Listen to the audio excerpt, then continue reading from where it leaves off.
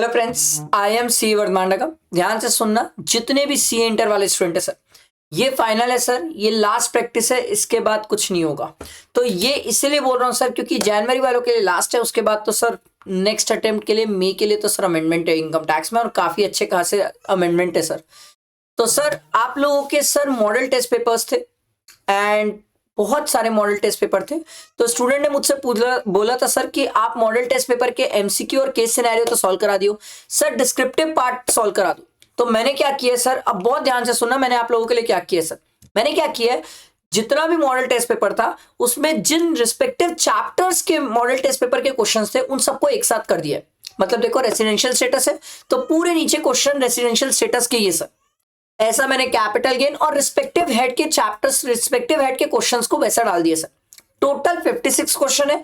ये पूरे क्वेश्चंस मैं आपको प्रैक्टिस कराऊंगा, आप मेरे साथ बैठ के प्रैक्टिस कर लो, बहुत अच्छा रहेगा सर। और आप अगर खुद भी प्रैक्टिस करो तो मुझे कोई दिक्कत नहीं है, बहुत अच्छी बात है।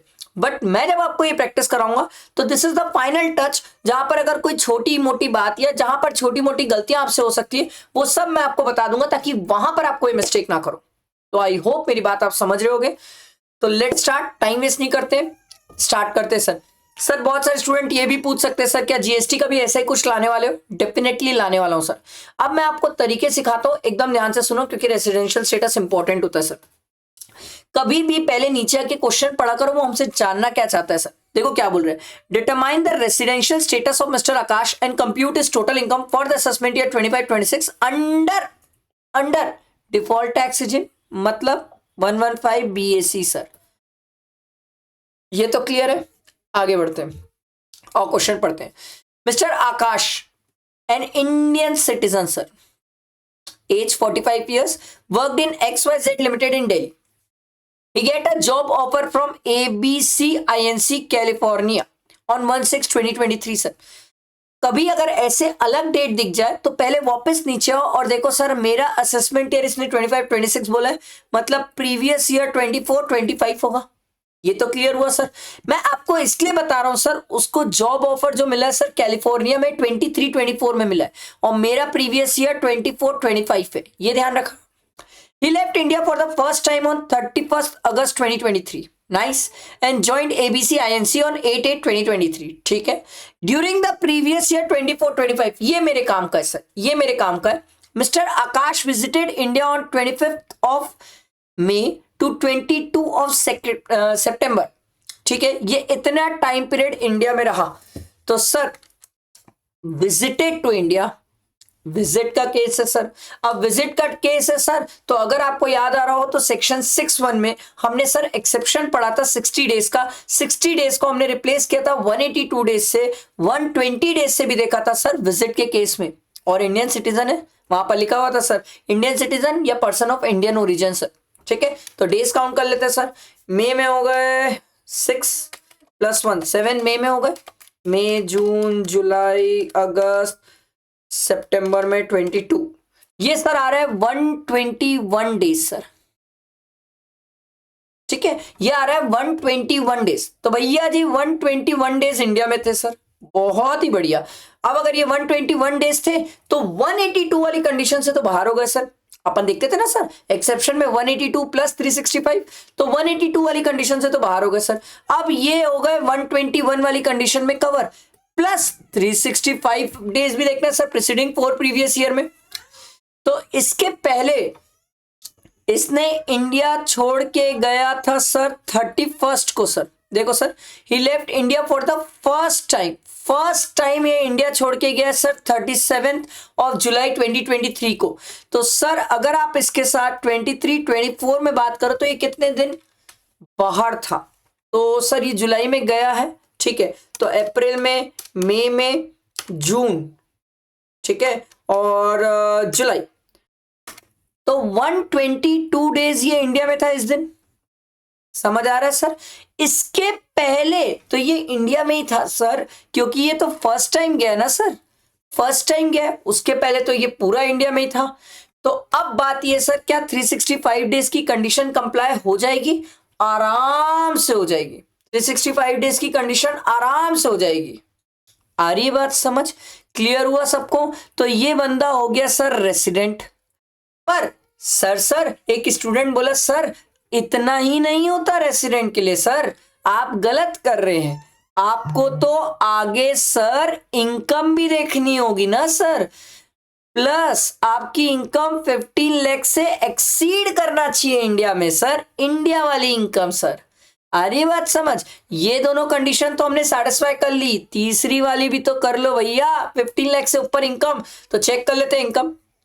Salary from ABC INC California received in California, sir ये नहीं आएगा, इंडिया में इनकम कैलकुलेट करने के लिए ये नहीं आएगा सर। अगला dividend from Indian company, yes sir इसको लेंगे हम।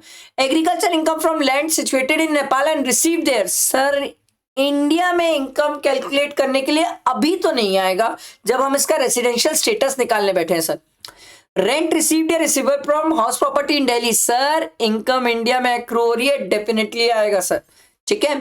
Profit from business in California which was set up in India and received there, sir हम पढ़ के आए हैं sir, income from Indian sources के केस में वहां पर लिखा हुआ था इनकम 15 लाख की जो हमें इनकम देखना है other than income from foreign source, उसमें एक्सेप्ट करके लिखा हुआ था सर, उसमें ब्रैकेट में एक्सेप्ट करके लिखा था और वहां पर लिखा था सर अगर कोई पर्सन है जो इंडिया के बाहर से बिजनेस और प्रोफेशन से इनकम कमा रहा है सर, जो कि बिजनेस आपका कंट्रोल्ड इंडिया से हो रहा है सर, तो 15 लाख की कैलकुलेशन में उसको लेना है सर, तो इसको मैं ले लूंगा सर। ये बात समझ आई? अब मैं आपको छोटी छोटी मिस्टेक बताता हूं कहां कहां करके आओगे। पहली मिस्टेक, सर ये रेंट रिसीव्ड और रिसीवेबल दिया है सर, सर क्या स्टैंडर्ड डिडक्शन याद दिला रहे हो आप 30%? यस, आप 30% स्टैंडर्ड डिडक्शन माइनस करने के बाद ऐड करोगे सर, तो ये 6 लाख प्लस 5 लाख 11 लाख और 5 लाख 50,000 माइनस 30% किया तो ये 3,85,000 आ रहा है सर, माइनस करने के बाद, ठीक, प्लस 11 लाख तो ये आ रहा है सर 14,85,000 सर। सर क्या ये 15 लाख से एक्सीड करी? नहीं सर, ये 15 लाख से एक्सीड नहीं करी सर, तो क्या ये बंदा नॉन रेसिडेंट हो जाएगा? यस सर, बिल्कुल नॉन रेसिडेंट हो जाएगा। एक स्टूडेंट बोला सर सेक्शन 61A नहीं सोचोगे? नहीं ना सर, 61A तो तब सोचता सर जब कोई पर्सन नॉट लायबल टू पे tax in any other country होता, ऐसा तो कोई मेंशन ही नहीं है सर, तो ये हो गया नॉन रेसिडेंट। क्लियर हुआ? सबको समझ आया? बैठा दिमाग में? अब बात सर अगर ये नॉन रेसिडेंट हो गया तो सर अब इसकी इनकम भी तो निकालने बोले ना सर, टोटल इनकम, तो एक बार तो हमने इसे नॉन रेसिडेंट डिक्लेयर कर दिया, तो सर इसकी 7 लाख की इनकम तो अभी भी नहीं आएगी सर, 5 लाख की इनकम अभी भी आएगी सर, ठीक है, ये 5 लाख आएगा सर, ठीक, 4 लाख की इनकम अभी भी नहीं आएगी सर क्योंकि नॉन रेसिडेंट है, और नॉन रेसिडेंट को एनी अदर सोर्स से होता है तो वो इंडिया में नहीं टैक्सेबल होती है, ठीक है। ये वाली इनकम आएगी सर 3,85,000 क्योंकि ये तो आप इंडिया से ही कमा रहे हो सर। सर क्या ये 6 लाख वाली इनकम आएगी? नो सर, अगर ये OR होता, NOR होता तो ये आता सर, आप मेरे कॉम्पैक्ट बुक से देख सकते हो, मैंने कॉम्पैक्ट बुक में ये पॉइंट हिंदी में स्पेसिफिकली लिख के दिया है सर कि अगर एक नॉन रेसिडेंट है जिसको सर बिजनेस कंट्रोल इंडिया से हो रहा है बट बिजनेस आउटसाइड इंडिया और इनकम भी रिसीव आउटसाइड इंडिया हो रही है तो वो उसके कैलकुलेशंस में नहीं ली जाती है, तो ये भी नहीं लिया जाएगा। तो प्रैक्टिकली दो ही इनकम आ रही है सर, 5 लाख प्लस 3,85,000, तो ये आपका आ जाएगा सर टोटल मिला के 6,85,000, सॉरी 5 लाख प्लस 3,85,000, तो ये दोनों मिला के आपका आ जाएगा सर 8,85,000। आपसे टोटल इनकम पूछा था तो रेसिडेंशियल स्टेटस तो नॉन रेसिडेंट, टोटल इनकम जो पूछा सर 8,85,000। क्लियर हुआ? सर मैंने आपको क्वेश्चन के साथ आंसर भी दिया है, ये मैंने बहुत अच्छे से एक्सप्लेन किया। इन केसेस के बाद भी अगर कोई किसी को डाउट है तो वो जरूर पूछ सकता है। और सेकंड क्वेश्चन देखते हैं सर, पहले नीचे आगे पढ़ो, हमसे क्या चाहता है sir. From the information given above, you are required to determine the residential status and compute her total income to tax for the assessment year 25-26, previous year sir 24-25. ठीक है, assume she is shifted out of the default tax regime under 115 BSE, मतलब normal provision में चल रही है भाई। देखो भाई, miss Siya D'Souza is an American है, got married to Mr. Kabir of India in New York on 14th of Feb 2024 and came to India for the first time on 18th March 2024. ठीक है, she left for Australia on 16/8/2024 sir. तो sir 1st of April 2024 से लेके 16th of अगस्त 2024 तक ये India में थी sir. कितना टाइम पीरियड हो गया? अप्रैल, मई, जून, जुलाई, अगस्त. सर ये हो गया हमारा 138 डेज इंडिया में. She return to India again वापस इंडिया में आई सर 23rd of मार्च को सर. तो सर 23rd of मार्च से लेके सर 31st मार्च तक ये इंडिया में थी सर. कितने दिन इंडिया में रही सर? ये हो जाएगा sir 7 days 8 days 9 days sir, क्योंकि जिस दिन इंडिया में आई है वो दिन भी इंडिया में काउंट होगा सर. तो 138 + 9 कितना हो जाएगा? 147 सर. तो ये टोटल 147 डेज इंडिया में थी. Very nice sir. ठीक है. On 1/4/2024 she has purchase a flat in Mumbai. ठीक है, इसने परचेज किया मुंबई में फ्लैट. ठीक है, which has been let out to mister Sameer on a rent of 26,000 per month from 1/6/2024. Sir 1/6 से हुआ है, तो अप्रैल और मई में हमने रेंट पे नहीं चढ़ाया सर, हमने तो सर जून से चढ़ाया. तो सर 26,000 इंटू 10, क्योंकि 10 मंथ्स के लिए रेंट पे हुआ सर, तो ये आ जाएगा सर 2,60,000. ठीक है, 2,60,000. ये कहानी समझ आई सर. आगे बढ़ते हैं sir. She has taken a loan from Indian bank for the purchase of this flat on which bank has charged an interest of 2,05,000. तो सर ये तो आपको पूरा IHP की इनकम है सर. पहले तो इसमें 30% स्टैंडर्ड डिडक्शन, फिर माइनस कर लेना सर इंटरेस्ट पूरा 2,05,000 माइनस होगा. एक स्टूडेंट बोला सर 2 लाख तो मिलता है इंटरेस्ट. भाई वो सेल्फ ऑक्यूपाइड में मिलता है, ये प्रॉपर्टी लेट आउट है भाई, लेट आउट है. तो उस केस में कितना हो जाएगा सर? ये 2,60,000, इसका 30%, ये आ रहा है सर 78,000 माइनस किया, माइनस 2,05,000. सर ये आपका 23,000 का लॉस आ रहा है सर. ठीक है, 23,000 का लॉस आ रहा है. आगे बढ़ते sir. While in India during the previous year 24-25, she has received a gold chain from her in-laws for 1,50,000 and 1,60,000 from very close friend. Sir जो ये इसको इन लॉस से 1,50,000 का सर गोल्ड चेन मिला है सर. सर ये तो एग्जेम्प्ट है, इसके लिए तो दिमाग ही क्यों लगा रहे हो सर. और 1,65,000 जो क्लोज फ्रेंड से मिला है ये टैक्सेबल है सर. ये तो आपका IOS में टैक्सेबल है. ये बात समझ आ रही है सर? ये बैठा सबके दिमाग में.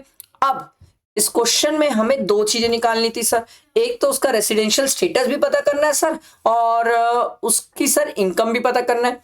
इनकम तो आप ऑलमोस्ट निकाल चुके हो सर. ये 23,000 का लॉस है. ठीक है, आप इसमें एडजस्ट कर लो 1,65,000, तो ये कितना आ जाएगा? ये 1,42,000 सर. ये आप इनकम तो निकाल चुके हो, बट इसका रेसिडेंशियल स्टेटस भी तो चाहिए. अब रेसिडेंशियल स्टेटस की बात आए तो सर ये इंडिया में सर 147 डेज. ठीक है, देखो फर्स्ट टाइम ये इंडिया में आई है, इससे पहले ये इंडिया में भी नहीं आई है सर. आप समझो मेरी बात. फर्स्ट टाइम ये इंडिया में आई है, इससे पहले ये इंडिया में भी नहीं आई थी सर. ठीक है, तो सर अगर ये इंडिया में आई है, अमेरिकन सिटीजन है, इंडियन सिटीजन भी नहीं है सर. एक्सेप्शन में मत देखना, गलती हो जाएगी सर. एक्सेप्शन में मत देखना, अमेरिकन सिटीजन है. तो सर इसके लिए हम बेसिक 182 डेज वाली कंडीशन चेक करेंगे या 60 + 365. सर 182 तो कंप्लाई नहीं हो रही है, 60 + 365 भी नहीं हो सकती ना सर. हो ही नहीं सकती सर. पहली बार तो 18 मार्च को आई है, उससे पहले तो ये थी भी नहीं इंडिया में. तो सर मार्च में कितने दिन रह गई है इंडिया में? 12 दिन, 13 दिन, 14 दिन, 14 डेज ये इंडिया में रह गई है सर पिछले साल में. हमें तो 365 चाहिए होता है. तो ये क्या हो जाएगी सर? ये हो जाएगी नॉन रेसिडेंट. और ये नॉन रेसिडेंट, तो उसके हिसाब से सर इसकी इनकम कितनी हो गई सर? 1,42,000. आया सबको समझ? बैठा दिमाग में? किसी को कोई डाउट है तो आराम से वो मुझे पिन कर सकता है सर. आप चाहो तो मैं आपको दिखा दूं. देखो sir, she will be treated as non resident और उसकी इनकम देख लो सर. ये रही सर 1,42,000. समझ आया कैसे हुआ, क्लियर हुआ सबको? बहुत सिंपल इजी क्वेश्चन था, मस्त था, आराम से क्लियर हो गया। आगे आओ, नेक्स्ट क्वेश्चन देखते हैं। You are required to determine the residential status of Miss Geeta and compute the business income and agriculture income. Wow, इस क्वेश्चन में आपसे बिजनेस इनकम, एग्रीकल्चर इनकम दोनों की मेहनत करा रहे हैं सर। Let's start sir. अच्छा, रेसिडेंशियल स्टेटस भी चाहता है ना गीता का, ठीक है, फॉर द असेसमेंट ईयर 25-26, मतलब प्रीवियस ईयर 24-25, ठीक है। चलो स्टार्ट करते sir. Miss Gita citizen of India, ठीक है, सिटीजन ऑफ इंडिया याद रखना, got married to mister Peter of Australia and left India for the first time on 28 August. तो सर 1 अप्रैल 2024 से लेके सर 20 अगस्त 2024 तक ये इंडिया में, तो कितने दिन हो गए? अप्रैल, मई, जून, जुलाई, अगस्त। सर ये इंडिया में 142 डेज है सर, ठीक है। She has not visited again during the previous year 24-25, उसके बाद ये दोबारा इंडिया में नहीं आई। तो सर आप ध्यान से सुनिए, ये सिटीजन ऑफ इंडिया है सर। सर ये 182 डेज की कंडीशंस तो कंप्लाई नहीं करती सर, पर क्या ये 60 डेज की कंडीशन कंप्लाई करती है? यस सर, ये 60 डेज की कंडीशन कंप्लाई करती है सर, प्लस 365 डेज। सर ये तो पहली बार इंडिया से बाहर गई है ना शादी के बाद, इसके पहले तो ये इंडिया में ही थी, तो इसका 365 तो ऐसे ही आराम से हो गया। तो सर रेसिडेंशियल स्टेटस जो आपसे पूछा ये हो गई रेसिडेंट। अब एक स्टूडेंट बोला सर ऑर्डिनरी की not ordinary. Sir not ordinary के लिए हमने 2 कंडीशन पढ़ी थी सर, कि 10 में से 9 इयर्स वो नॉन रेसिडेंट होना चाहिए, एंड सर या फिर 7 इयर्स में से 729 डेज और लेस इंडिया में होना चाहिए। दोनों कंडीशन ये आराम से सेटिस्फाई कर लेगी सर, क्योंकि सर 10 में से 9 इयर्स ये नॉन रेसिडेंट नहीं है सर, ये तो पूरे समय इंडिया में ही रही है सर, तो ये आराम से रेसिडेंट है, आराम से रेसिडेंट है। प्रीवियस ईयर को छोड़ के उसके पहले के 10 साल ये रेसिडेंट ही रही है सर, और इसका इंडिया में स्टे 729 डेज से ज्यादा ही है सर, प्रीवियस ईयर को छोड़ के पहले के 7 इयर्स में। तो ये रेसिडेंट प्लस ऑर्डिनरी रेसिडेंट हुई। ये बात समझ आई सर? आगे बढ़ते हैं। अब अगर ये रेसिडेंट प्लस ऑर्डिनरी रेसिडेंट हो गई है तो सर इसकी इनकम निकालना होगा सर। तो इनकम निकालने के लिए देखो, income from the sale of, she has derived the following income. देखो, income from the sale of centrifuge latex process from rubber plant grown in Kanyakumari. ओ भाई साहब, रबर प्लांट की बात हो रही है, तो सर अगर आपको रेशियो याद हो तो सर बिजनेस इनकम और agriculture income, sir business income agriculture income, ठीक है। तो बिजनेस इनकम एग्रीकल्चर इनकम हम इसको रेशियो में बांटेंगे सर। किस रेशियो में बांटेंगे सर? 35:65, 35:65 इस रेशियो में हम बांटेंगे सर, ध्यान रहेगा। अगला, income from the sale of coffee grown cured roasted grounded and Colombo.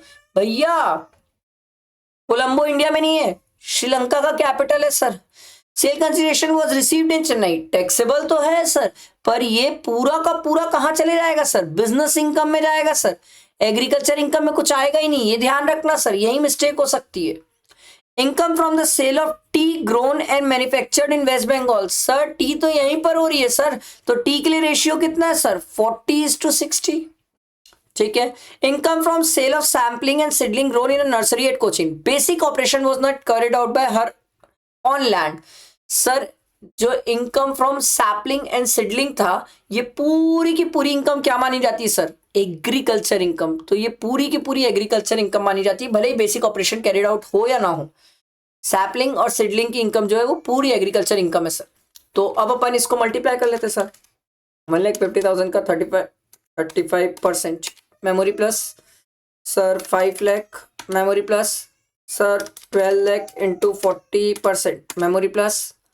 तो ये अगर मैं मेमोरी रिकॉल करूं तो ये मेरा बिजनेस इनकम आ रही है सर 1,03,25,00, और agriculture income 1,50,000 into 65% memory plus sir, उसके बाद 12 lakh into 60% memory plus and 2 lakh memory plus.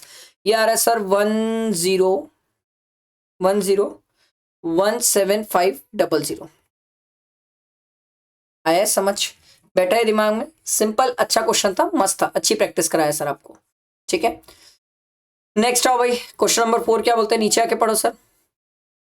आपसे ये पूछ रहे हैं कि sir date by which she should leave India to join the company and direct credit of part of the salary to his bank account in Delhi maintain jointly with mother to meet the requirement of his family. पढ़ते sir. Sagar, a chartered accountant is presently working in a firm in India. He has received an offer for the post of Chief Financial Officer from a company at New York. ठीक है। As per the offer letter, he should join the company at any time between 1st September to 31st October. अच्छा, ठीक है भाई। इसको job के लिए बाहर जाना है। आपसे ये पूछ रहे हैं सर ये 1 महीने में कौन सा ऐसा दिन है जब मैं बाहर चले जाऊं तो मैं बच जाऊंगा sir. He approaches you to advise on the following issues to mitigate the tax liability. India में टैक्स लाइबिलिटी बचाना चाहता है सर। तो मैं तो सिंपल बोलूंगा सर कि इंडिया में 182 डेज हो उससे पहले तू इंडिया से निकल जा भाई। 182 डेज हो उससे पहले तू इंडिया से निकल जा सर, क्योंकि सर तू एम्प्लॉयमेंट पर्पस के लिए इंडिया से बाहर जा रहा है तो तू एक्सेप्शन में फॉल करता है। तो तेरे लिए मेरे को 182 डेज देखना पड़ेगा प्रीवियस ईयर में। तो तू भाई 182 डेज पहले उससे पहले निकल जा। तो सर आप गिनेंगे 1 अप्रैल से 1 अप्रैल से सर सितंबर तक। ठीक, कितने सितंबर तक ये आप लोग काउंट करेंगे सर। कितने सितंबर तक 182 डेज हो रहे हैं सर, उससे 1 दिन पहले निकल जाओ। ठीक, और मैं तो इसको ये बोलूंगा सर जो पार्ट ऑफ द सैलरी जो वो अपने बैंक अकाउंट दिल्ली में ले रहा है मत ले भाई, क्योंकि अगर इंडिया में पार्ट अमाउंट ले लेगा सर तो उसमें टैक्स लग जाएगा। बेटर है पूरा पैसा ही कहाँ ले, न्यूयॉर्क में ले। और बाद में अगर तेरे को रेमिट करना है तो रेमिट कर लेना, क्योंकि रेमिटेंस पे टैक्स नहीं होता सर। आई बात समझ? तो ये हम उसको एडवाइस करेंगे सर। ठीक, आओ नेक्स्ट क्वेश्चन देखो। नेक्स्ट क्वेश्चन क्या बोलता है? हाँ देखो, पहले नीचे आके पढ़ो क्या बोलता है। You are required to ascertain the residential status of Riya and compute her total income in India for the assessment year 25-26 under default tax regime। याद रखना सर 115 BC की कहानी है। Miss Ria, age 62 years, was born and brought up in New Delhi. She got married in Russia in 1996 and settled there since then। वो वहीं पर रह गई sir. Since her marriage, she visit India for 60 days। भाई ये India आती तो है, ऐसा नहीं है, ठीक है। Each year during the summer break, हर साल 60 डेज ये इंडिया में आती है सर। तो विजिट का केस है सर। पहले तो आप ये समझो सर ये विजिट का केस है, ठीक है, और ये इंडिया में सिर्फ 60 डेज आती है। The breakup the following are the details of her income for the previous year for the 31st March 2025 sir. अब देखो विजिट का केस है। विजिट के केस में सर पहली बात तो ये इंडियन सिटीजन है सर, कोई दिक्कत नहीं है, born and brought up India में ही है सर, ठीक है। पर्सन ऑफ इंडियन ओरिजिन गिन लो, जो गिनना गिन लो सर, सब यहीं पर है सर। अब बात ये होती है सर ये इंडिया में 182 डेज से कम आती है, तो 182 डेज वाले एक्सेप्शन में फॉल नहीं करेगी सर। 120 डेज से भी कम आती है तो उस वाले भी एक्सेप्शन में फॉल नहीं करेगी सर। तो सर क्या मैं ये बोल सकता हूं कि रिया नॉन रेसिडेंट है सर? हाँ सर, रिया नॉन रेसिडेंट है सर। आ रही बात समझ? आप आराम से बोल सकते हो रिया नॉन रेसिडेंट है, क्योंकि हर साल ये कितने दिन आती है सर? सर सिर्फ 60 डेज आती है, सिर्फ और सिर्फ 60 डेज आती है सर। ना 182 की कंडीशन कंप्लाइड, ना 120 डेज की कंडीशन कंप्लाइड है प्रीवियस ईयर में, तो ये हो गई नॉन रेसिडेंट। और अब अगर ये नॉन रेसिडेंट है सर तो इसकी कौन कौन सी इनकम टैक्सेबल है सर? देखो, pension receive from Russian government, ये टैक्सेबल नहीं होगा सर क्योंकि नॉन रेसिडेंट है। Long term capital gain on sale of land at new Delhi, ये टैक्सेबल है sir. Short term capital gain on sale of shares, Indian listed company in respect of which STT was paid both at the time of acquisition and at the time of sale, ये भी taxable है sir क्योंकि India में income accrue हो रही है।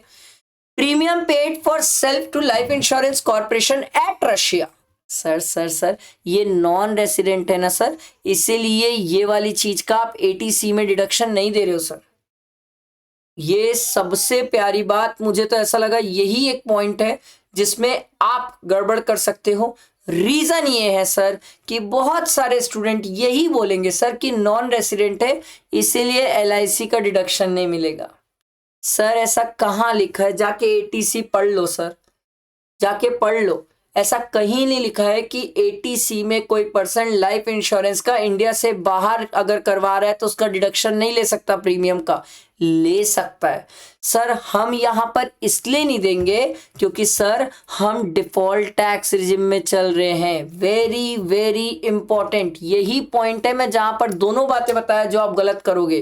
पहले मैंने आपको ये बताया कि सर बहुत सारे स्टूडेंट ये सोचेंगे नॉन रेसिडेंट है नहीं मिलेगा, ऐसा नहीं है सर। नॉन रेसिडेंट को भी मिल जाता है। अगर नीचे क्वेश्चन में नहीं बोलता ना अगर डिफॉल्ट टैक्स रिजीम, तो मैं ये दे देता सर, आराम से दे देता, कोई दिक्कत नहीं होती सर, आराम से एटीसी में मिल जाता। एटीसी में कहीं रेसिडेंट वर्ड मेंशन नहीं है सर, ध्यान से जाके पढ़ना सर, ठीक है, ये चीज का ध्यान रखना। तो अभी तो नहीं मिलेगा sir. Rent received equivalent to annual value in respect of the house property in Delhi, बिल्कुल सर, ये तो आईएचपी में टैक्सेबल हो जाएगा, पर ये एनुअल वैल्यू है सर, तो इसमें क्या 30% माइनस करना पड़ेगा? हाँ सर, इसमें 30% स्टैंडर्ड डिडक्शन माइनस करोगे तो ये आ जाएगा सर 63,000। तो इसकी इनकम कितनी कितनी आ जाएगी sir?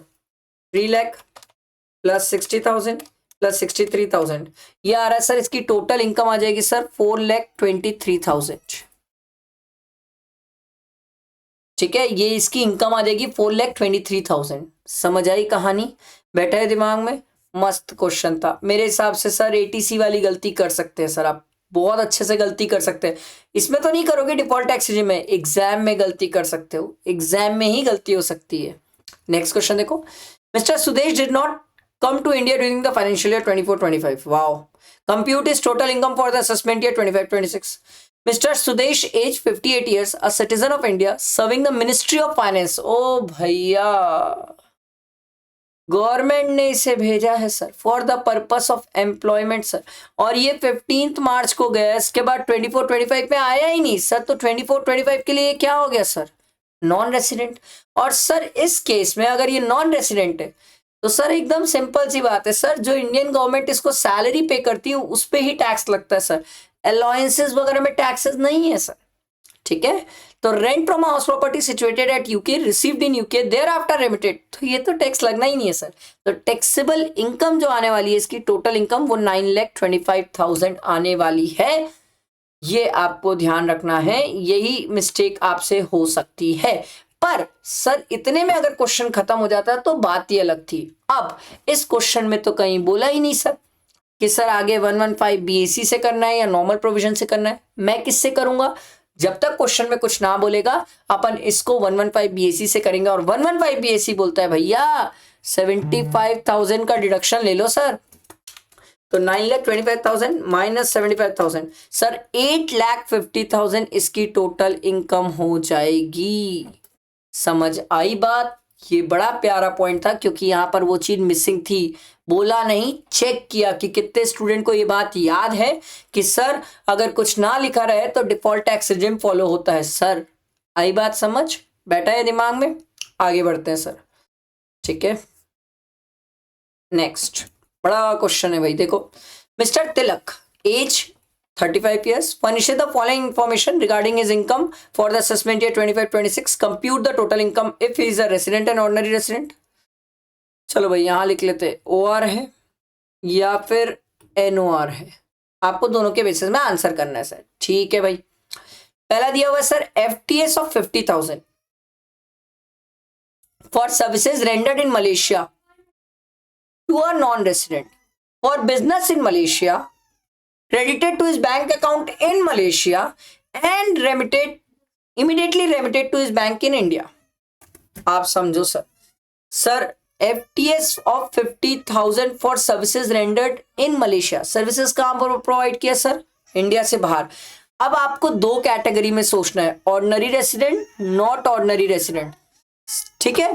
For a business in Malaysia, credited to his bank account in Malaysia and immediately remitted sir, एकदम सिंपल सी बात है सर। अगर ऑर्डिनरी रेसिडेंट है तो मत सोचा करो, घर जवाई है, ऑर्डिनरी रेसिडेंट के हाथ में तो टैक्सेबल है सर। पर अगर नॉट ऑर्डिनरी रेसिडेंट है सर तो ये टैक्सेबल नहीं होगा सर। सर नॉट ऑर्डिनरी के केस में टैक्सेबल क्यों नहीं हुआ सर? क्योंकि नॉट ऑर्डिनरी के केस में हम तभी इसको टैक्सेबल कर पाते जब बिजनेस कंट्रोल्ड फ्रॉम इंडिया होता। ऐसा कहीं नहीं लिखा है बिजनेस कंट्रोल्ड फ्रॉम इंडिया, तो सर नॉट ऑर्डिनरी के हाथ में टैक्सेबल होगा ही नहीं। समझ आई बात? बैठा दिमाग में? ये पहला ही पॉइंट बड़ा प्यारा है सर। अगला, profit from a business in England controlled from Bombay, तो सर ऑर्डिनरी रेसिडेंट तो हमारा घर जवाई है, इसके लिए तो क्या ही सोचते हो सर।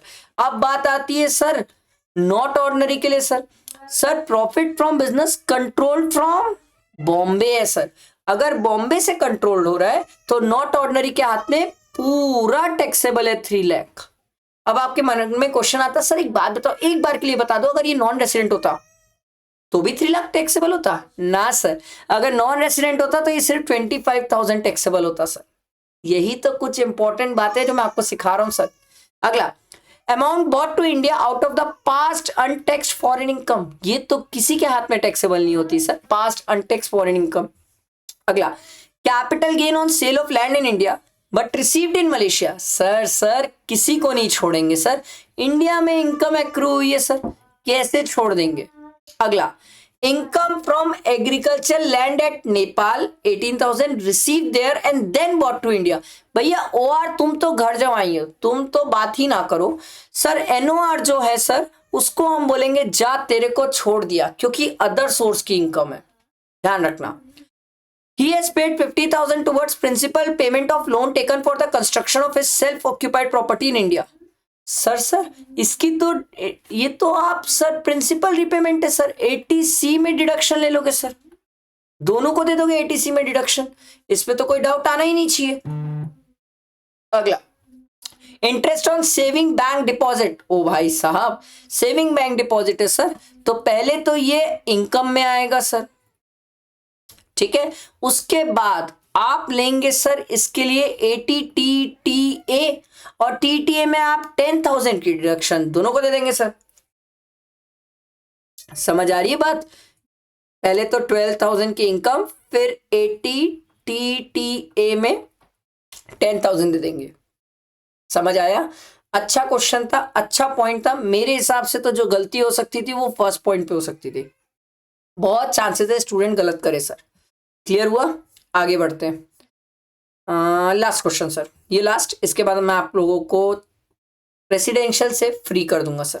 तो देखो लास्ट क्वेश्चन क्या बोल रहे हैं, determine the residential status of mister Madan and his HUF and compute gross total income of mister Madan for the assessment year 25-26 assuming he is opted out of the default tax regime and USD $1 का sir 70 rupees दिया हुआ है, मतलब normal provision में चल रहा है sir. Nice, अच्छा है, नॉर्मल प्रोविजन में ही चल रहा है सर, ठीक है। चलो सर लेट्स स्टार्ट।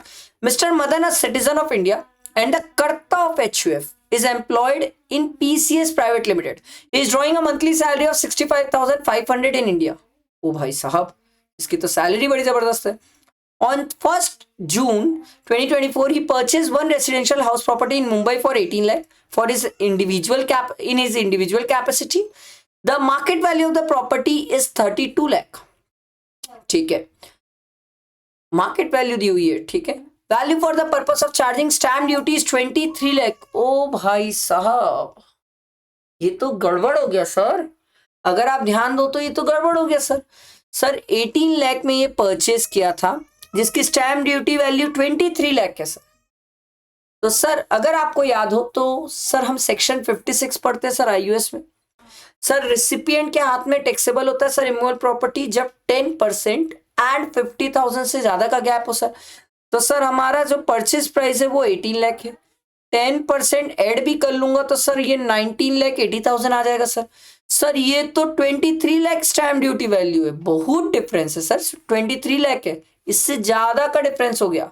तो सर जो बैलेंस है क्या वो IUS में टैक्सेबल हो जाएगा? हाँ सर ये बैलेंस IUS में टैक्सेबल हो जाएगा। तो सर IUS की इनकम कितनी होगी sir? 23 lakh stamp duty value minus 18 lakh, तो ये कितनी हो जाएगी सर? 5 लाख IUS की इनकम। ये तो आपको पहले समझ आना चाहिए सर कि इसकी IUS की इनकम हो गई। सैलरी की तो अपन निकालेंगे, salary is not a big deal, but आप समझो ये IUS की इनकम सूझना चाहिए आपको कि सेक्शन 56 में हमने ये सोचा है क्योंकि ये परचेस किया है, ठीक है, ये सप्लाई नहीं किया है, परचेस किया है, ठीक है। और अगर आप चाहो तो सैलरी की भी इनकम इसकी निकाल सकते हो सर। सैलरी की कितनी है सर? 65,500 इंटू कितने महीने हैं सर? 12, तो ये कितना आ जाएगा सर? 65,500 इंटू 12, ये अगर 12 है तो, अगर ये 12 है तो 7,86,000। बाकी हम आगे और पढ़ते, कुछ और दिया है क्या देखो। On 31st August 2024, he was transferred to the branch office of PCS Private Limited in USA and he left India on 1st September. ओ भाई साहब ये तो इंडिया छोड़ के चले गया है, ये भी ध्यान देने वाली बात है। नाइस, ठीक है, ये ध्यान देने वाली बात है सर, ठीक। The overseas branch paid him a salary of 2500 per month in USA. ठीक है, तो ये 1 सितंबर को इंडिया छोड़ के चले गया for the purpose of employment. तो कितने दिन अब इंडिया में रहा सर? 30 दिन, अप्रैल, मई, जून, जुलाई, अगस्त, सितंबर का 1 दिन। तो सर ये 153, अरे यार कैसे लिखा गया सर, ये 153 डेज इंडिया में रहा सर। ये पहली चीज क्लियर होना चाहिए सर। 24-25 में सर। ठीक है, the overseas branch paid him a salary. ठीक है, he manage business of HUF from the USA when he was not in India. ठीक है, जब यूएस में रहता है तो यूएस से एचयूएफ का बिजनेस संभालता है, जब इंडिया में रहता है तो इंडिया से एचयूएफ का बिजनेस संभालता है सर। Very simple sir. क्या एचयूएफ रेसिडेंट कहलाएगा? Yes sir. एचयूएफ के केस में हमने बोला था सर होली और पार्टली इन इंडिया रहा तो उस केस में एचयूएफ कहलाता है रेसिडेंट। तो एचयूएफ का रेसिडेंशियल स्टेटस तो पता चल गया, रेसिडेंट। ठीक है, अब ऑर्डिनरी नॉट ऑर्डिनरी भी तो बताना है सर, ये भी तो बताना है सर। ठीक है, अच्छा मदन का भी रेसिडेंशियल स्टेटस आपसे जानना चाहता है सर। भाई मदन का भी रेसिडेंशियल स्टेटस। अब मदन सर एम्प्लॉयमेंट पर्पस के लिए गया है और सिर्फ 153 डेज ही तो इंडिया में रहा है सर प्रीवियस ईयर में, तो 182 डेज से कम हो गया सर। इस केस में मदन भैया जी क्या ये नॉन रेसिडेंट हो जाएंगे? यस सर, नॉन रेसिडेंट हो जाएंगे। अब सर एचयूएफ का ऑर्डिनरी की नॉट ऑर्डिनरी देखने के लिए हमें मदन का ये देखना पड़ेगा सर कि वो 10 में से 9 इयर्स का नॉन रेसिडेंट रहा और या फिर एंड 7 में से 729 डेज और लेस अगर इंडिया में रहा। अगर ये कंडीशन कंप्लाई होती है तो उस केस में sir HUF resident plus not ordinary हो जाएगा। अब वो तो आगे पढ़ के ही पता चलेगा sir. He had also gone out of India for 99 days and 201 days in the previous year 23-24 and 22-23 respectively. He had never gone out of the India prior to that. ओ भाई साहब, इससे पहले तो ये इंडिया से बाहर गया ही नहीं है। तो सर इसका अगर आप 7 इयर्स में देखोगे तो 729 डेज से ज्यादा इंडिया में आ जाएगा सर, आराम से आ जाएगा सर, आराम से। ठीक है, उसके बाद सेकंड कंडीशन ये भी थी ना सर कि 10 में से 9 इयर्स इसका नॉन रेसिडेंट होना जरूरी था सर। ठीक है, तो सर 2 बातें हमें चेक करनी थी सर और दोनों बातें कंडीशन सेटिस्फाई होनी चाहिए, नहीं तो ये नॉट ऑर्डिनरी नहीं हो पाएगा सर, मतलब ये एचयूएफ नॉट ऑर्डिनरी नहीं हो पाएगा। अब अगर आप आराम से दिमाग लगाओ और आप कैलकुलेट करके देख लो डेज कि सर 7 में से 729 डेज से ज्यादा ये इंडिया में रह चुका है सर प्रीवियस 7 इयर्स में, और 10 में से 9 इयर्स इसको नॉन रेसिडेंट रहना था सर। ये 9 इयर्स क्या ज्यादा ही रेसिडेंट रहा है सर, क्योंकि ये पहले इससे इंडिया से बाहर गया ही नहीं है सर। तो सर इस केस में एचयूएफ क्या resident plus not ordinary resident हो जाएगा? Yes sir. ये बात समझ आई, ये बैठा दिमाग में? आगे बढ़ते हैं। पहले तो यहां तक क्लियर होना चाहिए सर, इसके आगे ही कहानी फिर बढ़ती है सर। ठीक है, crystal clear sir? Sorry, ordinary resident हो जाएगा, नॉट ऑर्डिनरी बोल दिया सर मैं, ऑर्डिनरी रेसिडेंट हो जाएगा क्योंकि इंडिया में पूरा टाइम ये इंडिया में ही था सर। ठीक है, 10 में से 9 इयर्स नॉन रेसिडेंट नहीं था और 7 में से 729 डेज से ज्यादा इंडिया में था सर। ठीक है, तो ये ऑर्डिनरी रेसिडेंट हो गए। अब इसके बाद देखो, he visited India from January 1 2025 to January 15 2025 for training on a project and receive 15 days salary in India as per his Indian monthly salary before being transferred. अच्छा ठीक है भाई, तो 1 मिनट, अब ध्यान दो सर। इसको सैलरी मिलती थी 65,500 सर सैलरी।